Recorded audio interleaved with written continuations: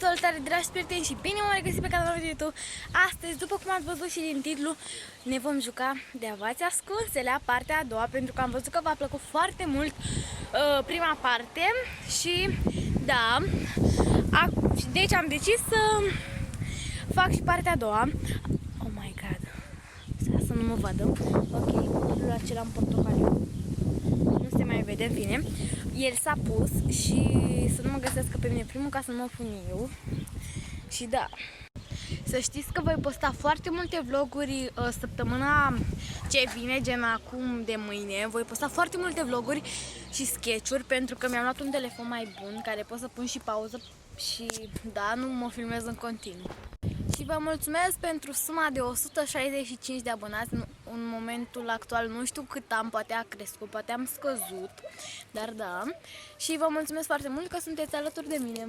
Și îmi pare foarte rău că n-am mai postat 2 luni la rând, pentru că n-am avut idei și nici telefon bun cu care să filmez.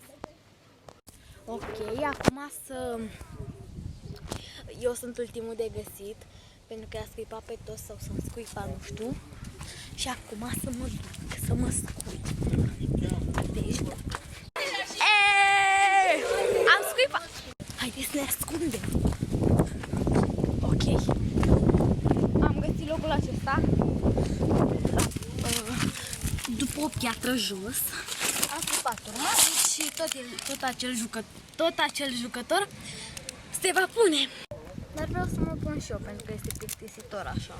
E mai mișto să caut.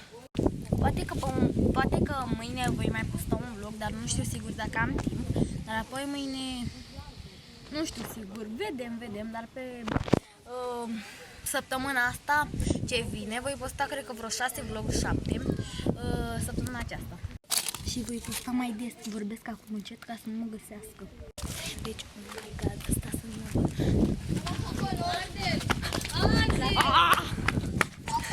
N-am avut ce să-i fac, m-am trecut. Se pune Mădălina. S-a pus Mădălina și eu m-am ascuns după acest copac, dar nu știu sigur, poate că mă vede.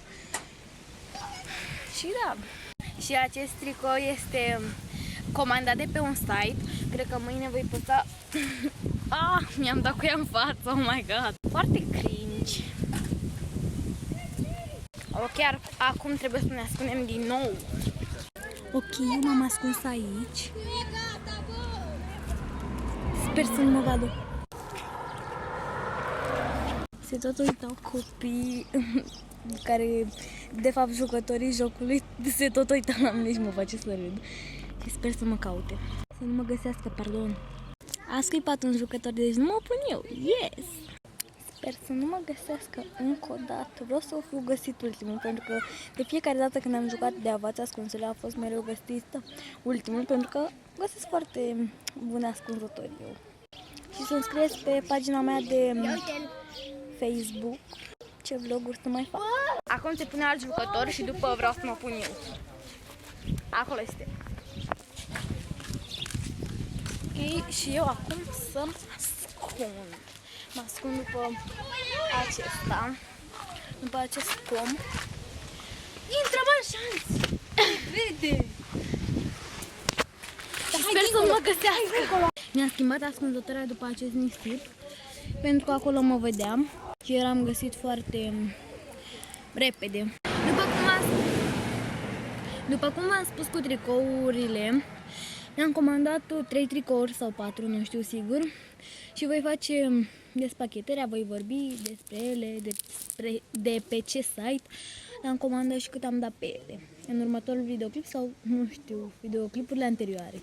Cam acesta a fost și videoul de azi. Dacă v-a plăcut videoul de azi, nu uitați să dați un like, un share și un subscribe. Eu am fost Cristi pe ziua de astăzi și vă pup! Pa!